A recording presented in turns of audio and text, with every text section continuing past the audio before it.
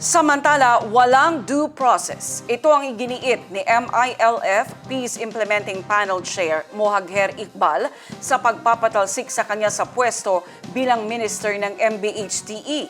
Sa kabila nito, nanawagan si Iqbal sa lahat ng kahinahunan at pagkakaisa sa mamamayang Bangsamoro habang papalapit ang kauna-unahang Bangsamoro Parliamentary Elections sa September 14 ngayong taon.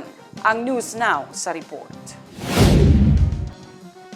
Naglabas ng opisyal na pahayag si dating MBHTE Minister Mohagher Iqbal matapos siyang alisin sa pwesto ni BARM Interim Chief Minister Abdul Rauf Makakwa bilang pinuno ng Ministry of Basic, Higher and Technical Education.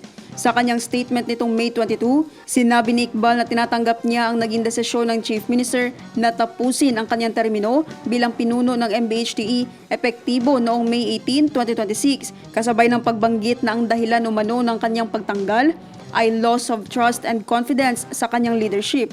Ayon kay Iqbal, naging bunga ito ng kanyang matatag na pagtanggi na sumunod sa naunang direktiba na mag-resign o ituri na resigned pagsapit ng May 18. Gayunman, nilinaw niyang naniniwala siyang hindi dumaan sa tamang proseso ang kanyang dismissal. Aniya, hindi siya nabigyan ng sapat na panahon para sa maayos na turnover ng mga trabaho, dokumento at responsibilidad upang matiyak ang smooth transition sa loob ng MBHTE. Dagdag pa niya, wala rin umano siyang pagkakataong makabalik agad mula sa foreign travel upang kunin ang kanyang personal belongings at makapagpaalam ng maayos sa kanyang mga kasamahan sa kagawaran. Ibinahagi rin ni Iqbal na nakatakda sana ang opisyal na turnover ng MBHTE noong May 19 ng umaga, kabilang ang pagsusumite ng records, reports at iba pang dokumento. Ngunit ayon sa kanya, hindi na ito natuloy dahil si CM Makakwa mismo aniya ang nag-assume sa pamumuno ng MBHTE noong hapon pa lamang ng May 18. Bagamat kinilala niya ang prerogative ng Chief Minister bilang pinuno ng BARM government, sinabi ni Iqbal na lahat ng opisyal ay nananatiling saklaw ng batas at ng constitutional guarantee ng due process.